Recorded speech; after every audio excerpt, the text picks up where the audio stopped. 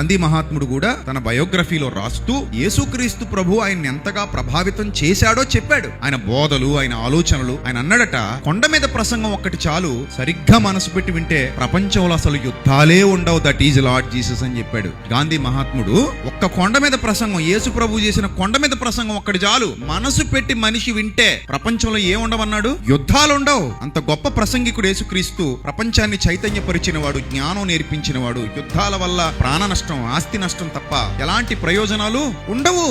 యుద్ధం జరిగే కొలది నష్టం ఎక్కువైపోతుంది, యుద్ధం జరిగే కొలది ప్రాణహాని ఎక్కువైపోతుంది, యుద్ధం జరిగే కొలది ఇబ్బంది ఎక్కువైపోతుంది. కనుక యుద్ధాల వల్ల ఎలాంటి ప్రయోజనాలు చేకూరవు. గనుక ఎలా ఉండాలన్నాడు? అహింస. మనిషిని మనిషిగా చూడు. ఇలా చెప్పి ఆయన అంటారు, కుడి చెంప మీద కొడితే ఎడం చెంప తిప్పే ఆ స్థాయిని సంపాదించుకోండి. అంటే మీరు ప్రేమ కలిగి ఉండడం నేర్చుకోండి. హింసాత్మకమైన ఆలోచన విధానం వద్దు. అహింసతో కూడినటువంటి భావజాలం మనకు కావాలి.